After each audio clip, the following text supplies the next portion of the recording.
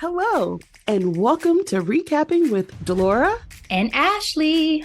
Please follow us on Instagram, Facebook, and Twitter at Recapping Podcast. Also, rate, review, and subscribe to our show on your favorite podcast platform. We're on all the things. We want to hear your thoughts on the movies and shows we review. Leave us a comment on Apple Podcasts or our YouTube channel, and we will read them during the show. Or reach out to us on social media. We love talking all things entertainment and pop culture with you. Thank you guys so much for listening. Thank you. What's up, Delora? Hey, Ashley. We are getting into our first recap post Women's History Month, but still kind of legacy Women's History Month because we got to get into this America's Next Top Model documentary that has been talked about in the streets. It's not really celebrating women, is it? For better or for worse, there was some good aspects, some history made in it, and then also some trauma and some bombs. So, guys, if you have not checked it out or you did not hear us tease it at the end of our last episode, we are talking about Reality Check Inside America's Next Top Model. It is a 3-episode documentary available to stream currently on Netflix. Quick summary. The glamorous modeling competition became a pop culture phenomenon marked by explosive drama, meltdowns, and controversies that remain viral today. For the cast, I'm just going to talk about our crew, our main core team that brought this show to light. That is Tyra Banks, executive producer, supermodel; Ken Mock, executive producer; Jay Manuel, photo shoot director and all-around creative; Miss J, queen of the catwalk; Yep. and Nigel Barker, photographer extraordinaire. And I had the biggest crush on him. I think everybody did. He's a very handsome man. Rotten Tomatoes ratings, 87% critic score, 56% audience score, and yet 80% of Google users gave this documentary a thumbs up. Delora, if you graded it, what is your grade for this ANTM doc expose? So I have to say, I did not initially think about a grade for this. And it's because it's a complicated documentary. Okay. But if I were to grade it, I'll probably give it a B. B sounds good. It's complicated because they are very intentional on showing like multiple sides of the story. But at the end of the day, what is the main through line? I don't know if I know. And I'm impressed that they have the main people on it, including TT, Tai. What's her nickname? She has so many aliases. Tyra Banks herself, so it's like a critique of the time, but then it's like, but we didn't know any better. But then it's, you know what I mean? Like it's very interesting. But it was very, I was an America's Next Top Model fan. Okay. Yeah. I remember a lot. And I think it's interesting that they focused a lot on the earlier seasons compared to the latter. And honestly, that's when I watched it. Like I fell off. I don't even think I stayed on long enough to see the major changes that ultimately was spoken about, in the show. But like all the major situations they highlighted, I remember watching it live. Girl, remember faces, remember it brought back so many memories. Yes. I would have liked a few more winners. It would have been nice.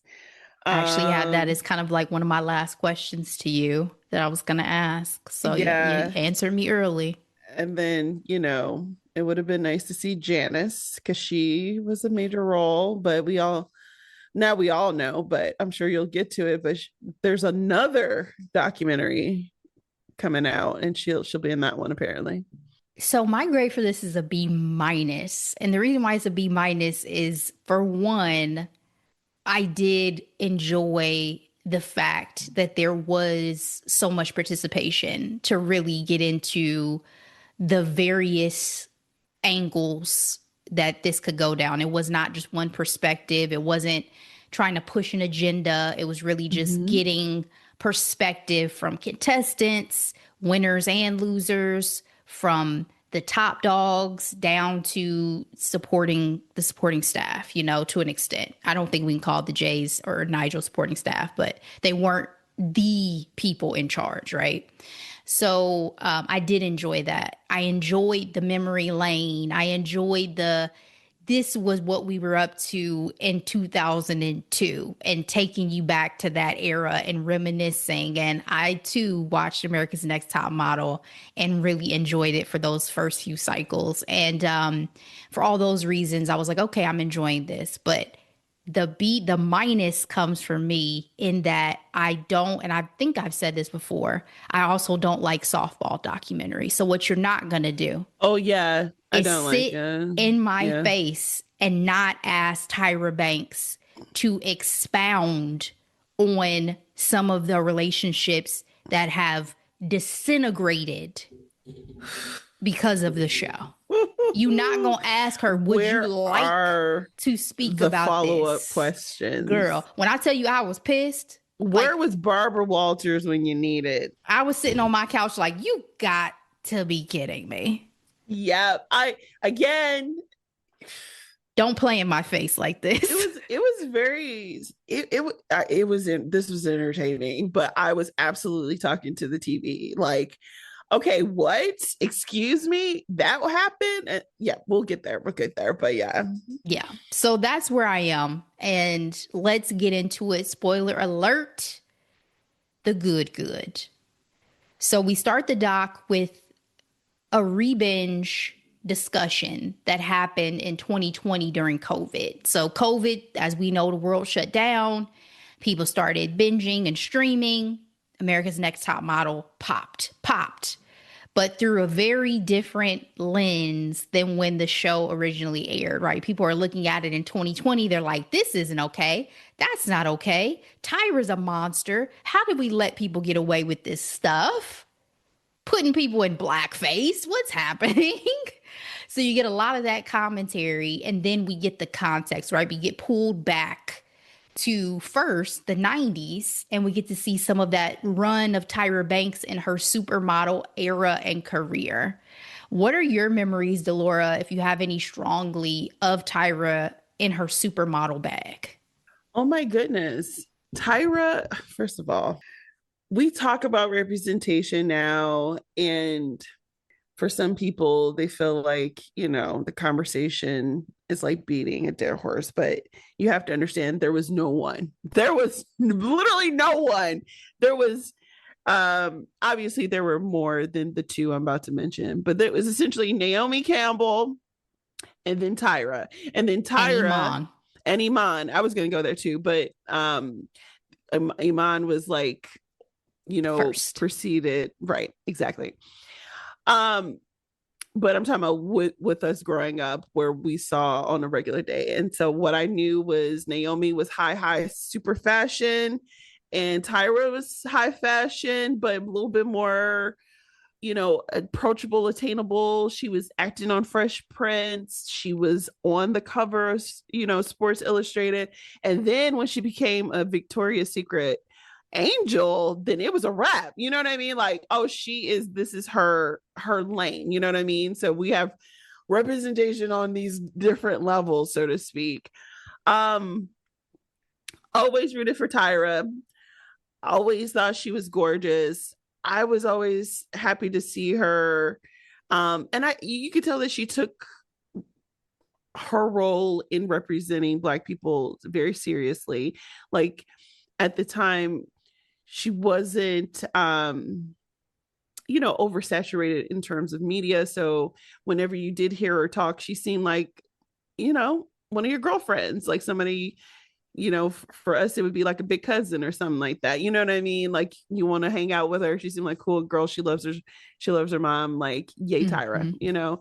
So, you know, when you know that she was behind this new show, I was like, yes, girl boss. Like we were, that was before girl boss became a thing, but we always are here for a Black woman and her getting her back type of deal. Yeah. So I loved supermodel Tyra, you know, like to your point, like she was beautiful. She was voluptuous. Yes. She didn't fit that, just her or Naomi, that standard mold that we saw of the supermodels of that era. They held their own. And then you put her into like Black classics of the era, both in film and in TV. Yes. Really, really loved her. And then she eventually went on to have a talk show, and I was like, okay, I don't know. But loved her as a supermodel for sure. During the 90s. She was in, she was doing her thing. Start this now. Okay, so Tyra is an interesting character to me.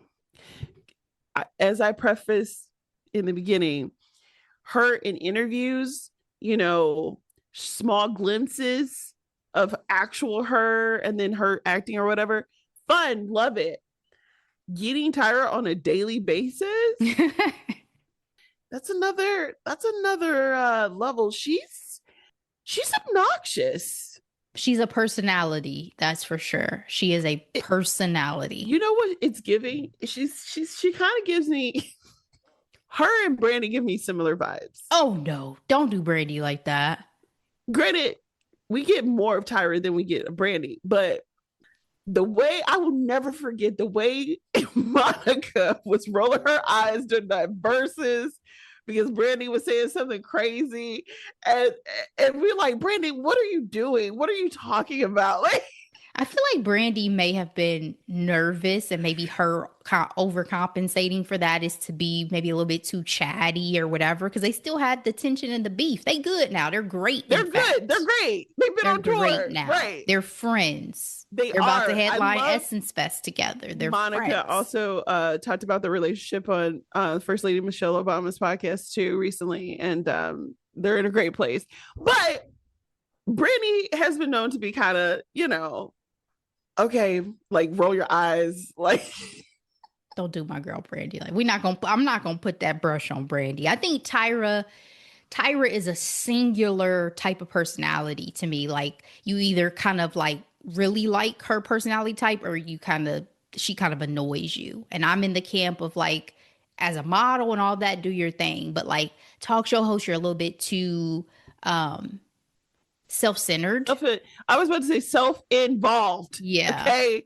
She's like, very self-centered. It always comes back to hers. As a host of America's Next Top Model is different, but on a talk show, you need to be relatable. Correct. It's not about you. It's about your guests. It's about, you know, spotlighting. So, and honestly, I could handle her personality more on America's Next Top Model compared to the talk show, because her being a host in that capacity, it's totally different than this, because she could do both. You know, she could stand up and judge and coach and do all this stuff. So she could show that without taking over, because a lot of the story is not going to be centered on you, and you're not going to be in all the shots, thankfully. So we get into this iteration of her pitching the show, right? And she mentioned that she, you know, thought of Miss J and Mr. J and all these folks first, based off of the work they had already been doing, right? Miss J taught her how to walk. J Manuel, or Mr. J, was her makeup artist and one of the best creatives she'd ever worked with. And so she really saw America's Next Top Model as a blend between Real World and American Idol at the time.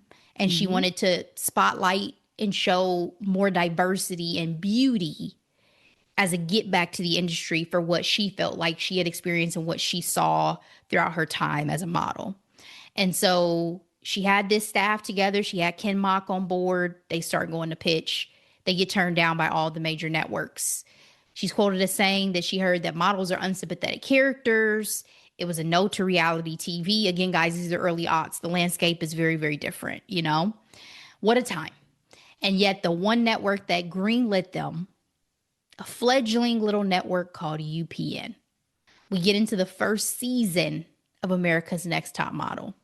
I have in my notes, first seasons can be so pure, right? Because everything is fresh, exactly, new, full of possibilities. We even had a virgin from I Ohio was so in the first season. surprised on how much I remember from that first season, watching Yeah. those clips. I The was like, yo. faces, yeah, the storylines. I remember it was all, it's so funny what lies dormant. Like it's been 20 something years and it's like, I remember her talking about being a virgin, and they were very big on the Southern Christian virgin girls. Like they had Shannon and the pretty black girl. Um, the one with the eyes. I don't remember her name off top, but Ebony from New York. Yes. Oh, Ebony. And then you had Giselle, who they had to find after Les Moonves said, not too much diversity. Okay, that's enough.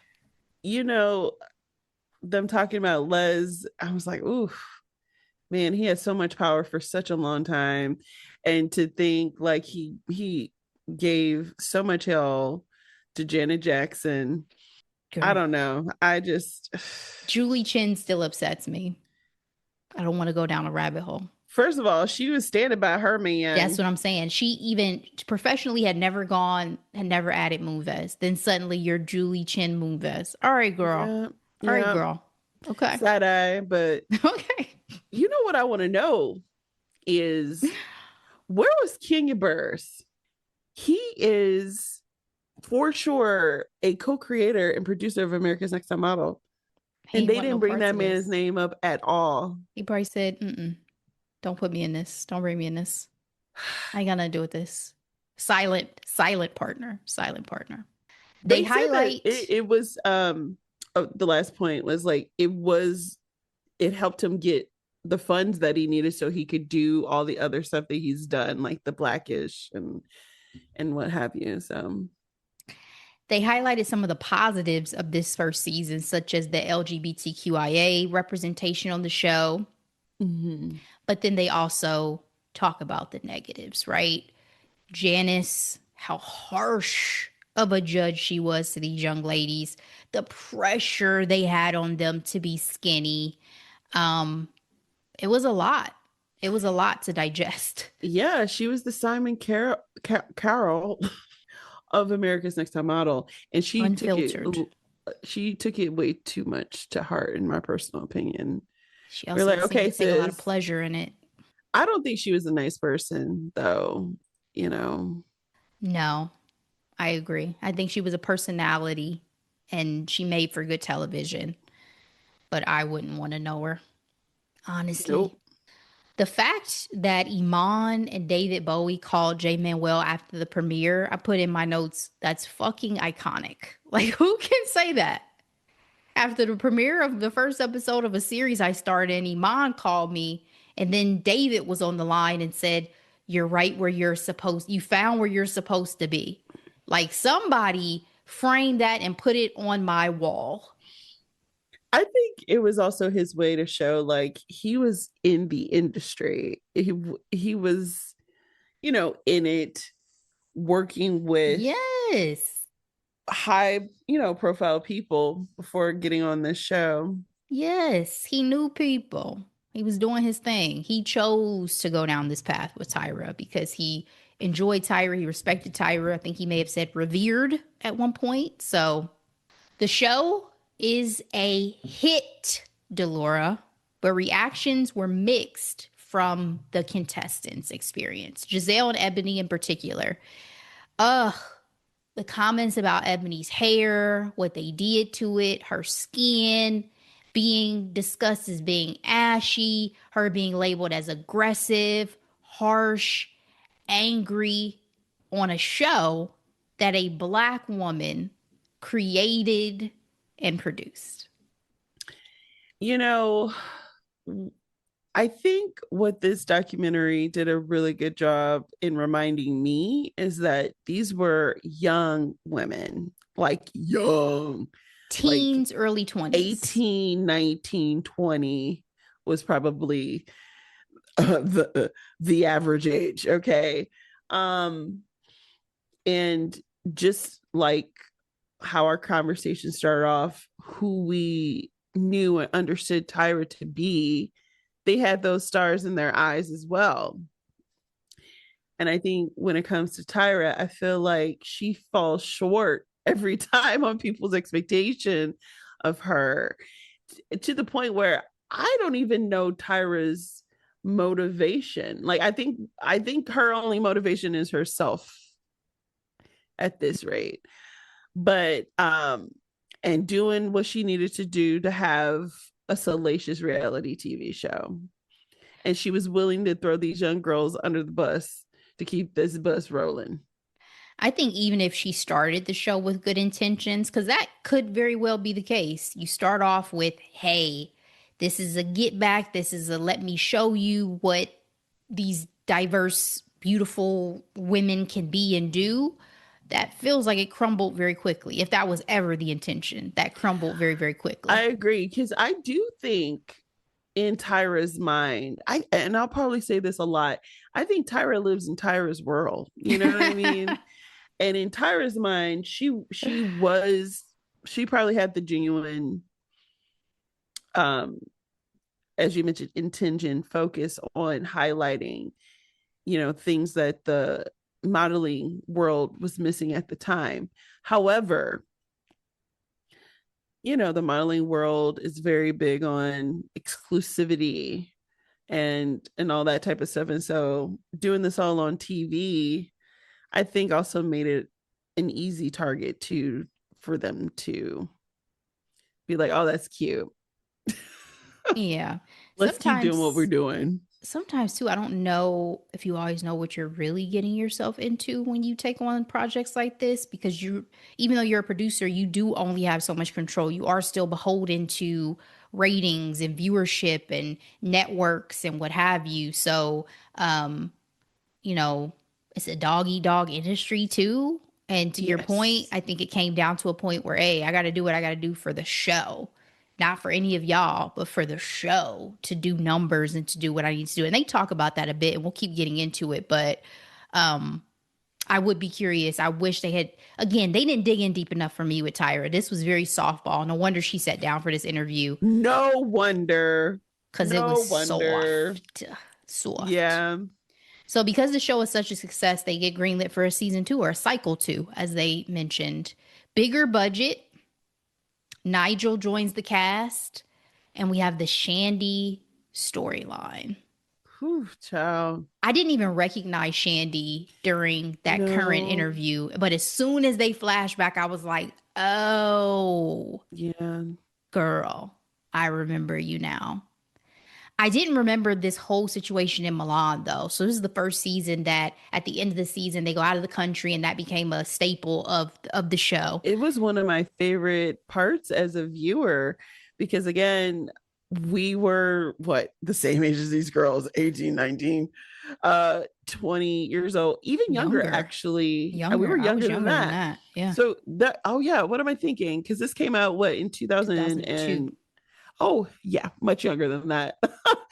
And so whenever there was an international aspect to a show, it was always so much fun for me. And, especially when you're talking about Paris, Milan. Yeah, I was going to say, you think of high fashion. Yeah. Yes, exactly.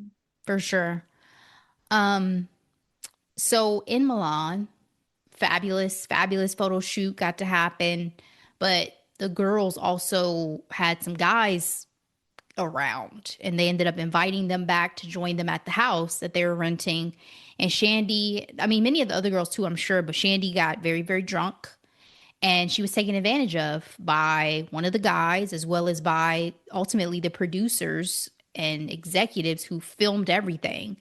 And the way they justified it basically in the interviewing was, we told them, we're going to film this like a reality show. Nothing is off limits, really, unless you go to the bathroom by yourself. Everything you're doing is going to be filmed. So she gets blackout drunk, has sexual relations with one of the guys, and the next day can barely remember really what happened. but on camera breaks the news to her boyfriend that she cheated on him. And that was so painful even to watch all these years later, and then to watch her now still speaking about this. You can see how much it still affects her to have to talk about and to remember. What are your thoughts about the this era of reality TV, especially? I mean, this is early days reality TV, and to be this invasive already, that set the groundwork for so many reality shows that we see today.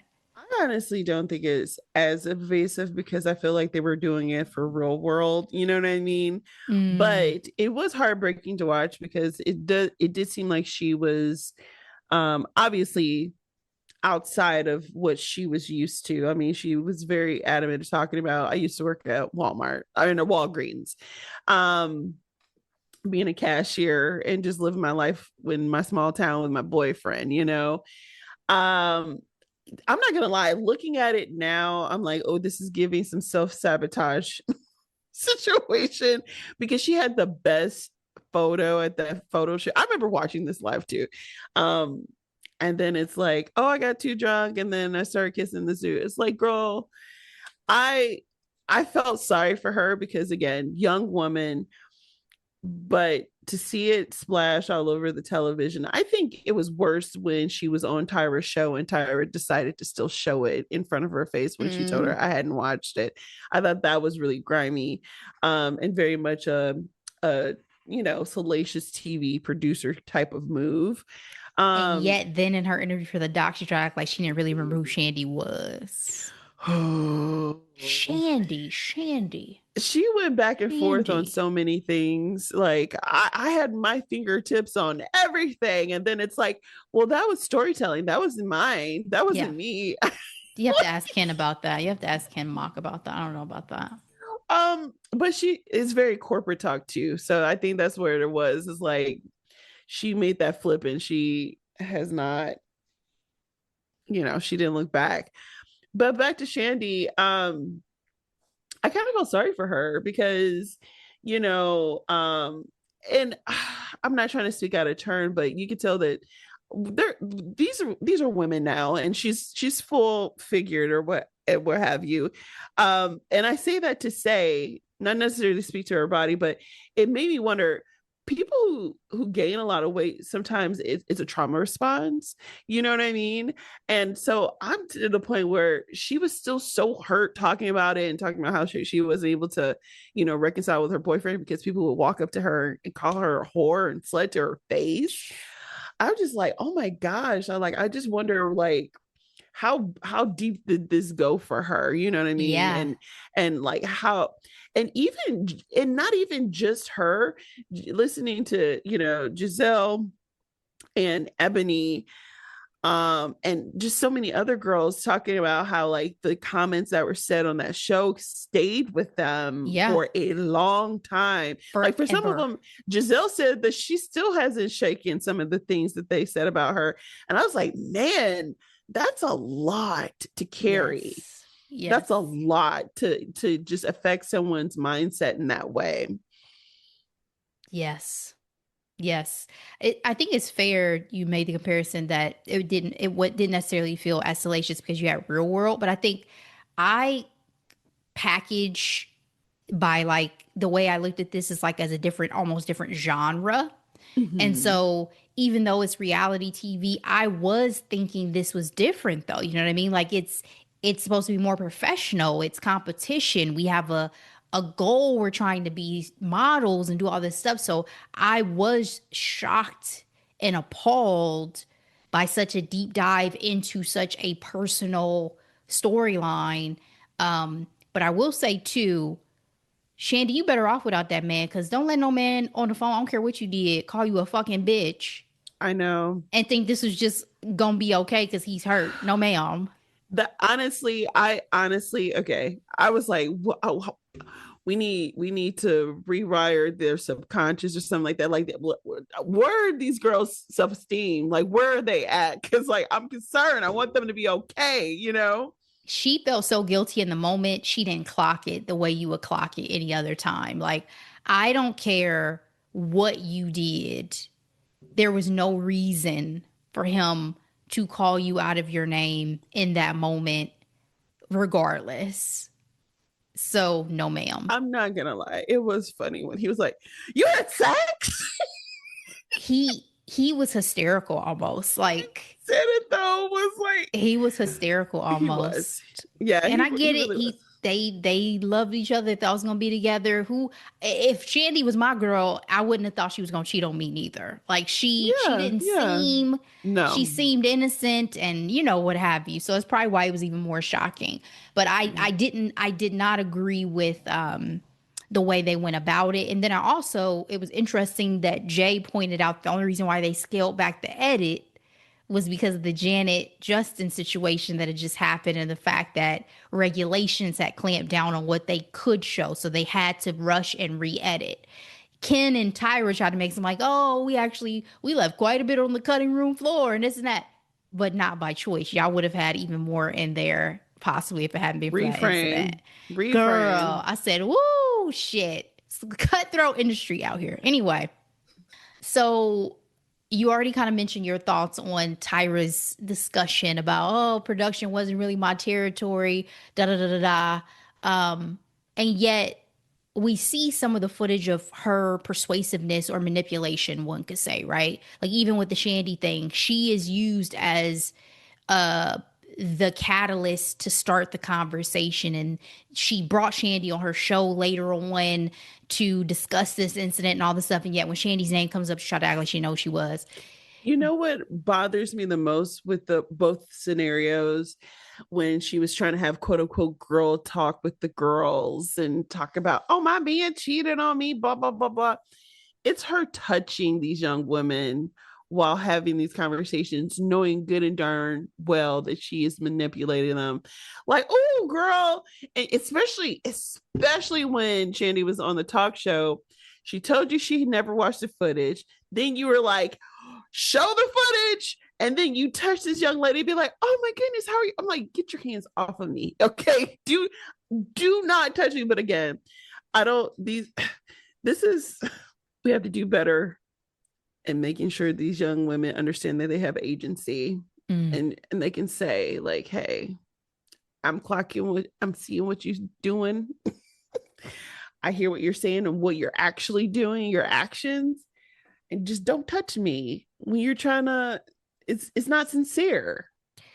I remember when we talked about the show before I had watched any of it, and I said, for all the hate Tyra is getting, also some of it, like, you have to be like a certain personality sometimes as a woman to be successful and make it, and whatever else I said at the time, you know what I mean? But I will say that actually watching it, there's a lot about Tyra's character I can't get behind, because whether it's for the sake of ratings or what have you, there's just certain ways to me you don't treat other people. Yes. And it's glaring to me over the course of these 3-hour-long episodes that there's definitely a gap, in my opinion, in her character. You know what's funny that you say that, because I agree. It makes me think about the feud that she has with Naomi, and I'm like, whatever Naomi says, I believe her. Yeah, especially as we get into some of what is going to happen with her friendships in this show, right? And So at people least that Naomi you comes called off your best friends. as a girl's girl at the end of the day. Tyra does not. Tyra comes off as a Tyra. Tyra is her only focus. Yeah. Yeah.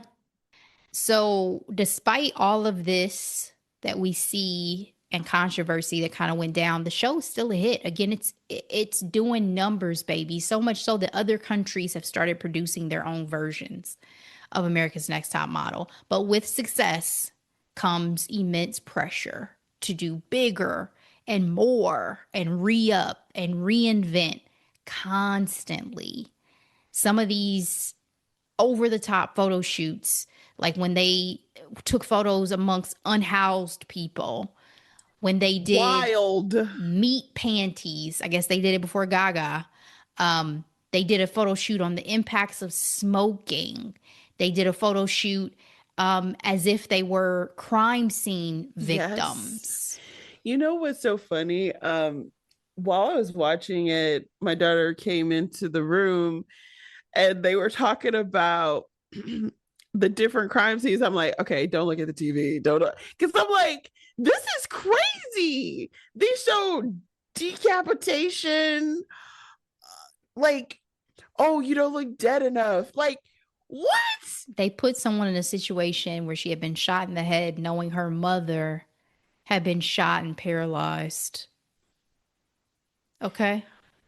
You know, it's not funny, but social media is crazy. So when this documentary came out on social media, they were like, "Oh, I told the producers my family, my grandma died in a snowstorm, but they have me posing in the snow because this is when we had our big snowstorm." It was kind of funny, but it's like that's live your wild. trauma. That's wild. Live like, your what trauma do you on camera for us. For just because we want to see your reaction, how you're going to react to it, and is it going to be good TV for us? Yeah. And then that was one of the ones he was like, "Oh, she's not giving me anything." For a medium that I love so much, there can be such heartlessness.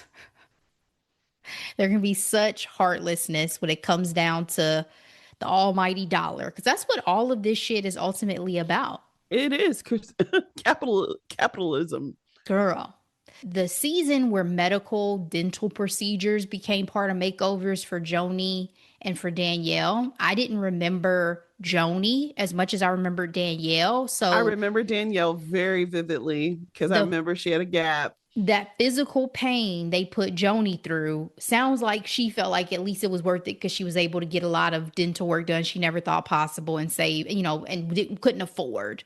But Danielle, she had this signature gap she did not want to close, but was essentially told by Tyra, you close that gap or you off the show. I didn't remember the ultimatum being so blatant. I remember she eventually got the work done, but for her to pretty much say, you're off the show unless we do this medical procedure on you. And then for seasons later to widen a gap. Wild. And it's so funny because we have to remember what we were doing at the time as a society. There was a reality show called The Swan where women got cosmetic surgery and then was placed in a pageant-like competition to be the ultimate winner. The Swan, going from the ugly duckly to the Wild Wild West. Like, what? Yeah. It's laughable to think about it now, Ashley. I mean, but also again, we have become so accustomed now to the over the top, and we are inundated with it on social media and everywhere else. Now, it is such a norm that to look back at it where it was just a segmented audience, a segmented time, a segmented show where you could get some of this stuff. It's fascinating to like remember and look back on. But the Danny situation, first of all, Danny looked fabulous in her interviews. Yes, she did. She was one of my faves. Fabulous. She was one of my faves. I was rooting for her that season. Yeah. And the fact that she won.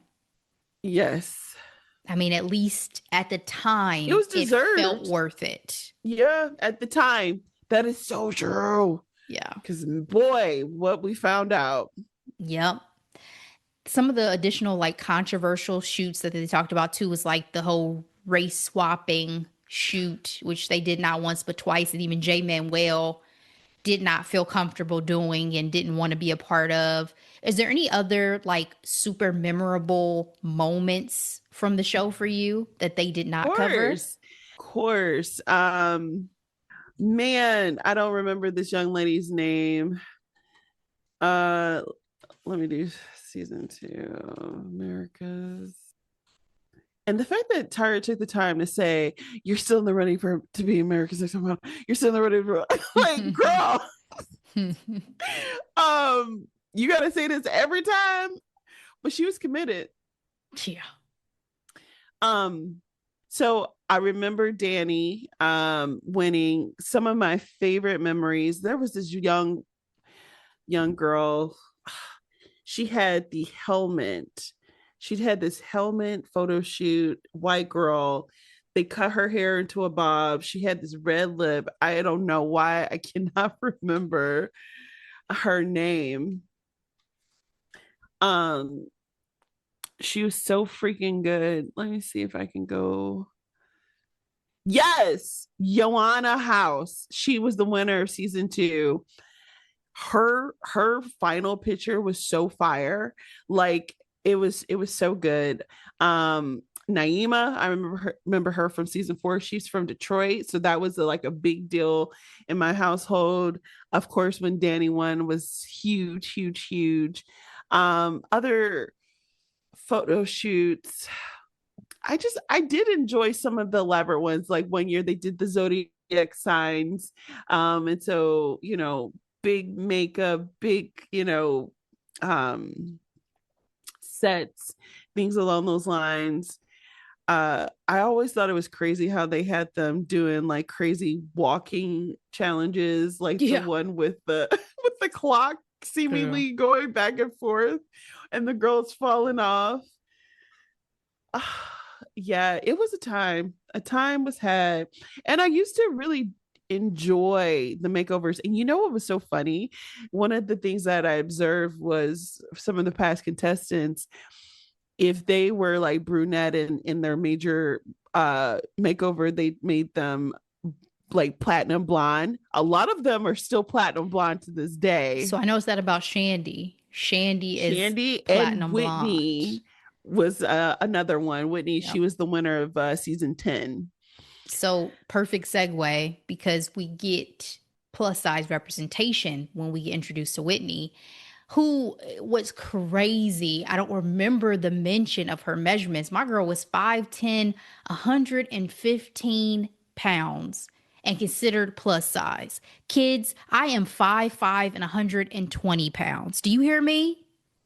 And she was plus size. Unreal. You got to and she was like, I thought I looked good. But you know what was so crazy was I do remember what was the black girl's name? Kenya. Takana. She didn't show up on this documentary, but Takara, I believe is her name. Oh, Takara. Shout out to Takara. Shout out to Takara. From Ohio. She was one of the first, plus size representation on the season before Whitney, actually. And I love that she spoke up for herself, and then unfortunately she got kicked off the next day. But the fact that Whitney saw that and was like, oh, I can't speak up or they'll kick me out. Yeah. But I was thinking, like, that's what Black women do, though. Yeah. And she continued to like be known. I mean, she's from Dayton, so what's up, girl? Yes. But yeah, she was definitely, Takara was the first, and then you have Whitney, who was actually interviewed. Thank you for clarifying that. Who is the plus size representation that we get in the interview portion, talking about her experience. Mm-hmm. And so I thought you were going to talk about Kenya, who I also had highlighted. She was small, but she didn't have the flat stomach, I guess, that they expected. And so she was body shamed. And the way they played that up was wrong. Making her an elephant when they were in Africa and all sorts of stuff. And Jay even made a comment. He's like, oh, what is this all about? Like, you know exactly what this is about, sir. Yeah, that's and the fact that you guys do that and you then perpetuate that onto the young girls who are watching this show, who then have these insecurities because they're seeing these girls who are even smaller than them, and they're like, well, damn, if y'all think they're small or not small enough, then what am I? The fact that social media, they had those videos of those young girls talking about, this is when my eating disorder started. Yes. I was like, oh my gosh. It's real. But TV is very powerful, but I was blown away to say, like, I can pinpoint this single moment where I was like, oh shoot, you know what I mean? Girl, the influence that this and so many things have over you is incredible. It's incredible. Kenya also dealt with harassment, right, from a male model on the show, and we see the reaction that they had to that situation, which was not ideal. You know, they didn't feel like there was She any said, protection. I was like, what would Tyra do? And then Tyra did talk about she would do the complete opposite, like being very passive aggressive with it. I'm like, oh, is this what we're supposed to do? Okay. Accept it, embrace it. You have so many people around you. Nothing can really happen. Okay. It's happening right now, but okay. The most memorable moment noted from the show, at least in the documentary, was with contestant Tiffany. I was rooting for you. We were all rooting for you. First of all, I did not remember Boris Kojo was on the panel. Yo, that I said, man. I clocked that immediately. I was like, Girl. Boris was there. I need Boris to say something. Okay. I need to know what was going through his mind. And it was so funny because I clocked the same thing. I was like, oh, I love it. And he's been doing a bit of a press tour. He's been doing the podcasts, different podcasts lately. You can come on here, Mr. Kojo. Oh my God, my mom would die. She would die. Respectfully, we would have a great conversation, and I'd be like, I've never talked to anyone as gorgeous in my life. All love and respect to Nicole. All love and respect to Nicole. Yes. And you know, we've been with my husband too, but you know, Boris Kojo is just unreal. Recently, really quick, he talked about how his big break was a TLC music video. Red Light Special. Yes. I know we've been known to quote the line, but often.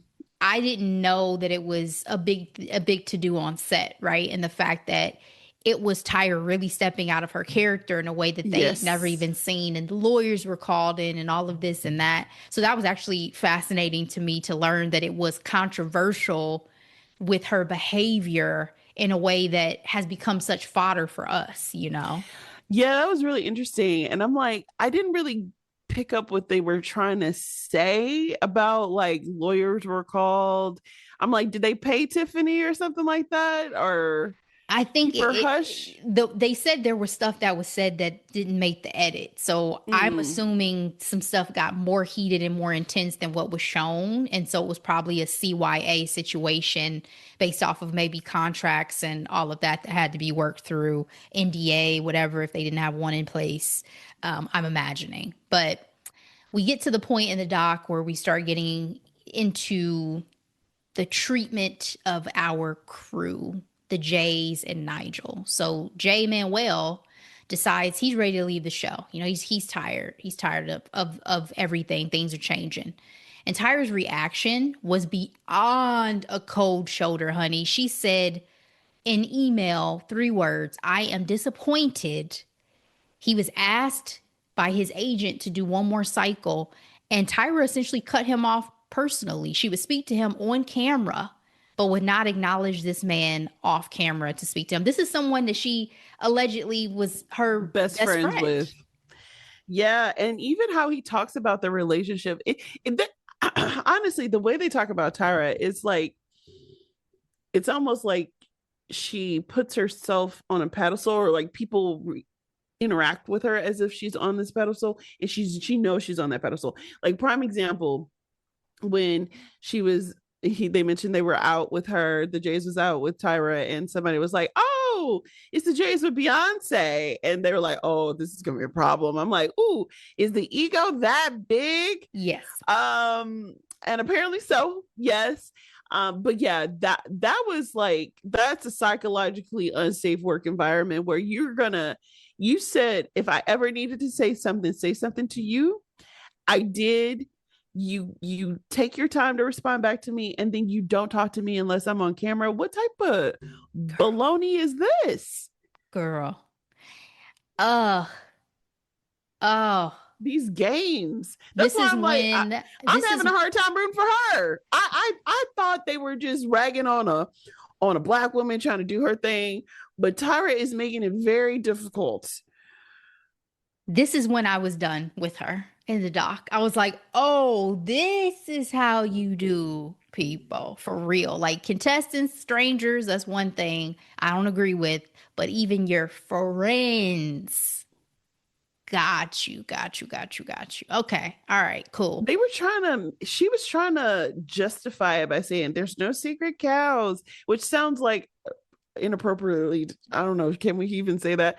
Like, I mean, like culturally, yeah. I know that's not. I get what she's saying. Like it's almost like saying like your whale, like your white whale, whatever. Yeah. No, I get what she's saying, but I'm just saying culturally, is that safe to say? But anyway. The fact that she wouldn't speak to it again just pisses me off. Like you're asked, hey, can we talk about what happened with Jay?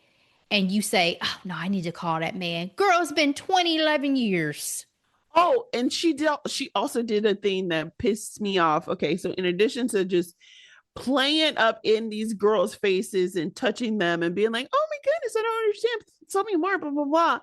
For the shot, for the show, for what have you.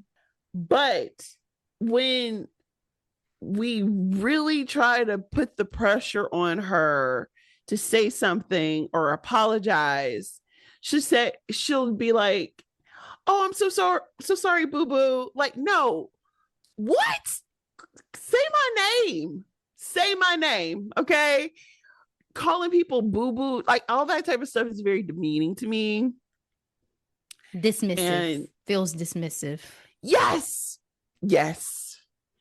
Like it's giving, I'm sorry if you got offended with what I said or what I did.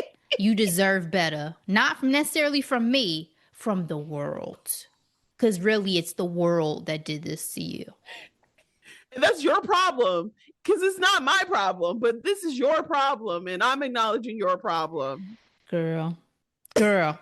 So I also, another novelty item that I picked up from this, I guess is a turn of phrase I'll use. I didn't know that they had to stay with the production even after they were eliminated. That was crazy. So what were they? So I guess if you're in paradise, do you get a chance to hang back?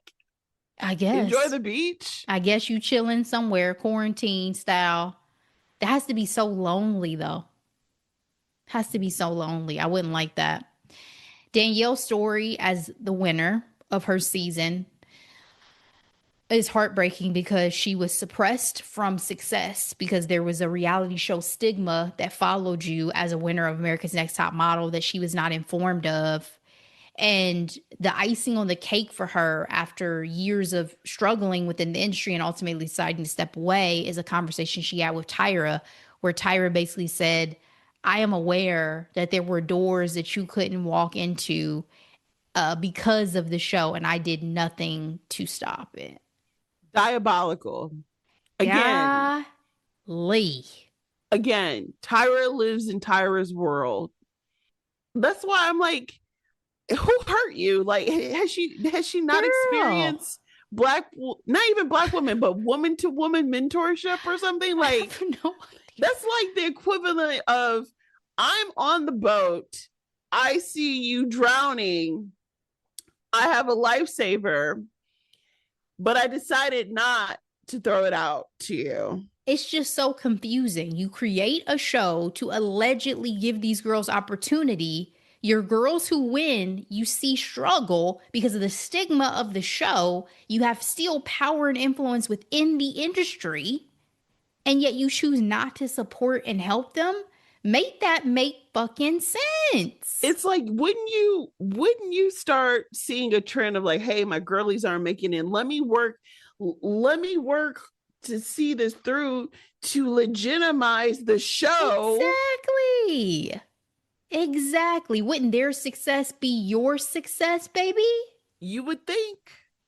It's wild. And I felt so bad for Danny. She still, these girls still feel this pain. Yes. To this day from these relationships and from these battles. So, new president comes in to head CW. Tyra's told, you got to get rid of the Jays and Nigel. Get them out of here. The fact she said, I had to get rid of my 3 hearts. Girl, ain't nobody buying that bullshit at this point. That's when she said the line about there are no sacred cows. And there's a story that's leaked that they are fired. So they don't even get a chance to go out with grace. The fact that they are convinced that it was her camp, they like, they would know though. They would know. At this point in the documentary, all bets are off. I don't believe a word that Tyra is saying. I fully believe that you bought into this hook, line, and sinker. You say, you know what, let me help y'all on out the door because I got to do what I got to do to keep the show alive. Now, granted, by season 22, she gets fired, gets replaced with Rita Ora, which to your point, I had stopped watching. I don't remember none of this. Yeah, but at that point, I thought it was kind of funny, this part of the documentary, when they just kept showing how unhinged Tyra can be. Girl. More and more ridiculous. Ratings went down, down, down, down, down. But like, I wrote down some of the things. They did a whole season of people under 5'7", an All-American, a British cycle, a college cycle. Like, they incorporated dudes into the competition.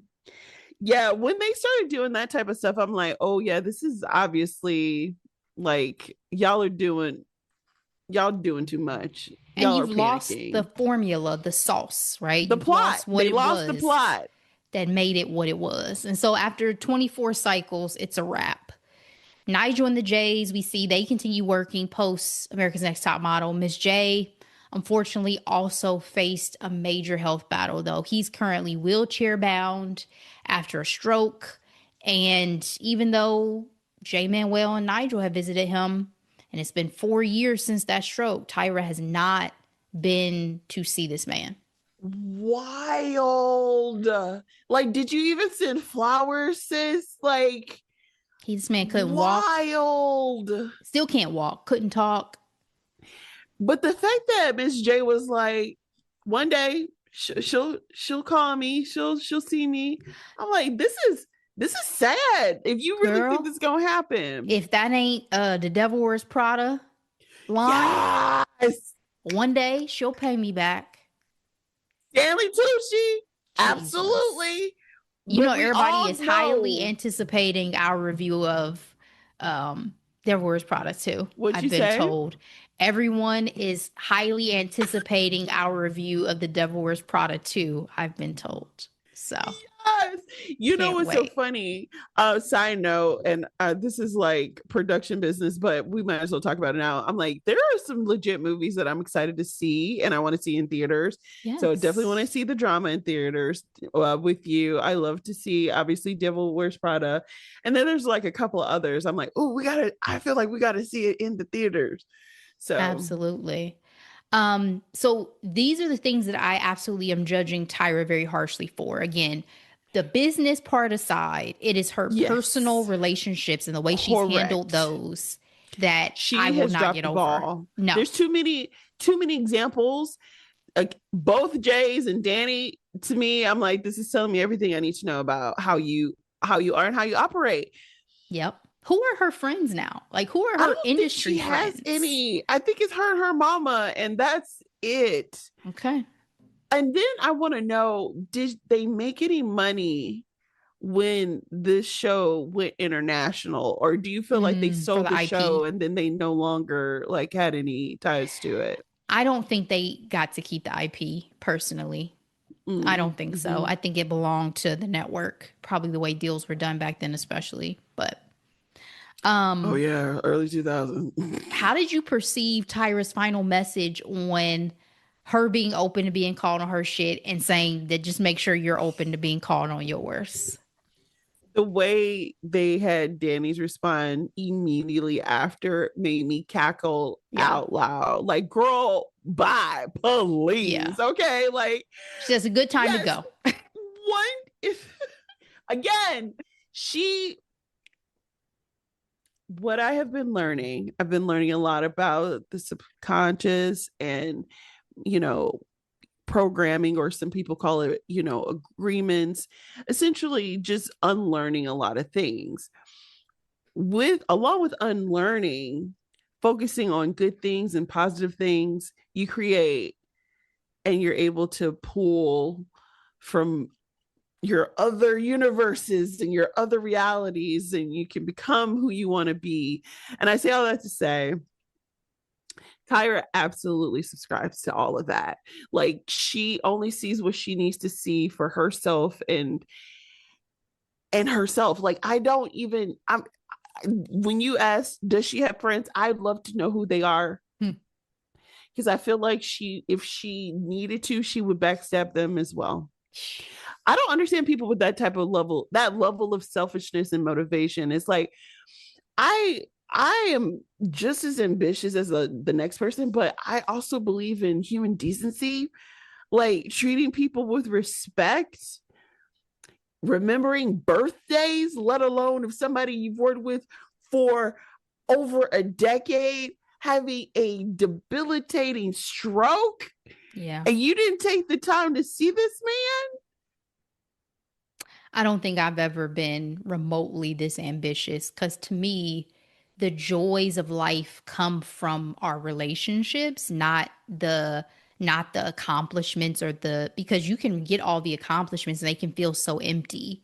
So I'd be curious to know what her inner circle and inner life is like in Australia now. Like, I know she has her child, she has her mama, but like, girl, hopefully you can live with all the decisions that you've made, because this does not paint you in a good light. And you remember she was fired from America's Got Talent. That was a big hoopla. Oh, she was also fired from Dancing with the Stars too. Hmm. You remember? I don't. She was on there. Yeah, she was on there. I don't even remember what was in what order though. Hmm.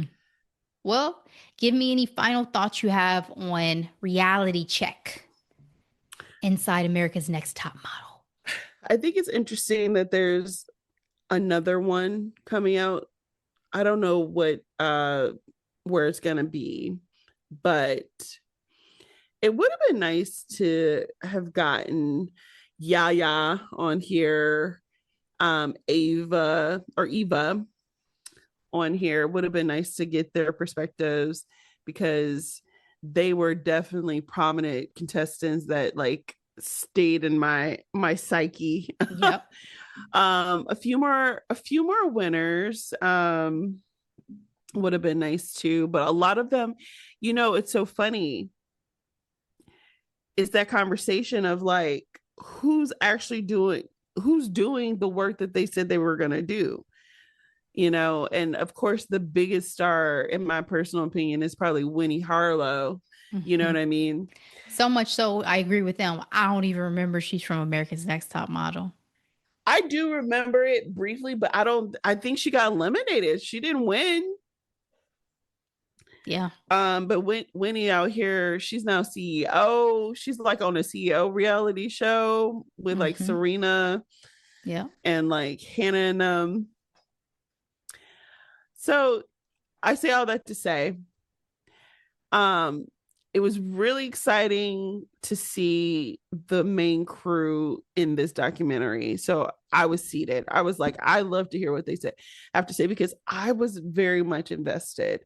And to be honest, I'm kind of glad they did focus on the seasons that I did watch, but I think those are probably the most impactful ones, right? Yeah. Compared to the much later ones. I think it's interesting that they did not have Rita Ora on, but I wonder if Tyra was like, if you go have me, don't invite that chick over there. You know what I And mean? also, she's not remotely as, I mean, I don't care if she hosted 2 seasons or what have you. She's not that, you're not associated with the show for real. God bless you.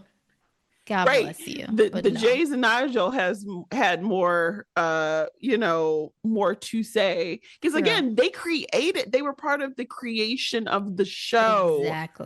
Exactly. She's not in any iteration of any version of America's Next Top Model in my mind. But E also has the Dirty Rotten Scandals documentary That's that the one. highlights, It's the E. Yeah. a couple of episodes that are dedicated to this. And so it's just it's fascinating to dive in always to the behind the scenes and better understand what's gone into some of these shows and into some of these productions. Some of it we know, some of it we don't. But with America's Next Top Model in particular, I will say it was a time, right? It was fabulous as a viewer when we Yes. watched it. And I'm Yes. curious to look back historically as we continue to move forward on a lot of other things and see how they age and how they live up and what scandals or whatever will come out I was gonna ask you, as a like, what other result. reality show would you want to see something like this on? Girl, it's gonna be damn near all of them by the time we done. Especially, American Idol. can you imagine American when the next generation of the Kardashians grow up? There's gonna be tell-alls and I mean, all these little black and brown kids, they gonna have some shit to say. Kanye, your daddy, Kim was your mama, Kylie and them was your auntie. Like, bro, Kris Jenner was your grandma, baby. Books, Listen. podcasts. It's gonna be crazy. Oh my gosh. Okay, so I was thinking American Idol would be interesting, especially the first, the first iteration. Um but then I like more accountability for these shows where these, are these people becoming the superstars, the singers, the models, the marriages, the relationships? Like, this is just simply television at this rate. Reality television. That's all it is. Yeah, it's so fascinating to see how much the landscape has changed again. Back at a time where the big four wouldn't even consider bringing on this caliber of a reality show, and now it is. I mean, it's par for the course. You know what I mean? And if anything, they're more likely to want to attract personality over talent, right? How many followers do you have? How much influence do you have on social media? All of that kind of trumps a lot of other factors these days, even for mainstream actors. You'll hear like the Dylan O'Briens and stuff talking about how he's lost out on roles because he doesn't have an Instagram. So, it's just a different time, but it's fascinating to look back as even though I gave it a B minus, I'm thankful that this was created for those of us who did live in this era to be able to see and think through and hear some behind the scenes of what really went on. So that's it. That's all, guys. Please share with us your thoughts about this documentary, about America's Next Top Model, about Tyra, about the Jays and Nigel, and any other thoughts and things you want to share. We would love to hear from you. Did you Delora. see did you see outside of her was it hot ice cream? She was rapping over the Yes, I saw holidays. that scene. Yeah. Mm. Again, she's something. She's something. What you got for hidden gems this week? I have one hidden gem this week. I went to the movies. We went for my husband's birthday. Happy birthday to my hubby. We saw Hopper, so family friendly. It was fun. It was very much like Save the Trees. you know, we kind of Message. talked to. What'd you say? Message. Message. Um, I'm thinking about Fern Gully too. You remember that one? Yes, of course. Save Yes, the yes, yes. rainforest? Are you kidding me? But yeah, this one had heart. It's so funny because they joked about it in the movie of like, so this feels like Avatar, where you put your consciousness in this thing, Mm. and this thing goes into this new world. Um, yeah, it was very interesting. But it was a good time. If you are interested in family friendly, definitely that. And like I said, it's a good message to go along. Some of the humor was a little bit it was unexpected, and I cackled out loud because it was kind of chaotic, especially towards the end. um if you know. But yeah, that's my hidden gem this week. Ashley, what's yours? So I have to give just an honorable mention to Sentimental Value because I did watch it now that it's out and available to Ooh, stream. okay. Oscar-nominated film. Skarsgård daddy? Yeah, I mean, he definitely didn't deserve to win an Oscar over anybody else, in my opinion, for that performance. Okay. But the themes around family and divorce and parent-child dynamics and all these things was interesting, and it's completely in another language for the most part, outside of it's Swiss, right? Yeah, outside of a few portions that are in English, because Elle Fanning is also one of the stars of it. So when she's in it, you're hearing English, but the majority of the cast, yes, I think it's Swedish. But it was just interesting. Like the Skarsgård daddy plays the daddy, and he is a famed director, and he has 2 daughters, and they're estranged a bit. So you're kind of seeing some of that, and one of them is an actress, and he's trying to get her to be in his film, and just a bunch of dynamics at play. So I enjoyed it. But my actual hidden gem for this week is a film that is on Hulu called Anniversary.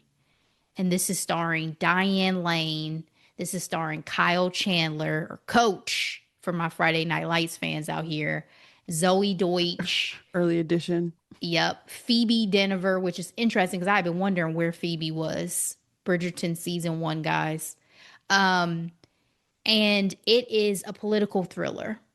Like, it's about a family who's tested when their son brings home, played by Dylan O'Brien, his new girlfriend, and she has very radical ideas. And I think at one point in time, this would have been a very far-fetched dystopian version of what could happen in reality, but it's actually scarily possible. So I think not only was it fascinating, but also terrifying. So I would encourage everybody to check it out if you're into thrillers, if you want to see some politics. I mean, it's heavy because of where we're at right now in society, but it was still a fascinating watch. Girl. It's a little under 2 hours. And it's so funny. Yeah, it was something. Yeah, you're talking about society. I didn't even say anything during our Headlines and Hot Topics episode because I'm just like, yeah, the last time we were on the podcast, we weren't at war. But a lot's happening. So yeah, feel free to check out that hidden gem if you'd like, and we'll be back with more. So guys, thank you so much for checking this out. Thank you for allowing us time away as usual to regroup and recoup from our Oscar party and good times and living a little bit of life. We'll be back with another episode for Headlines and Hot Topics, but please share this out with everybody you know. We'll see you next time, but in the meantime, as always, be blessed. Bye.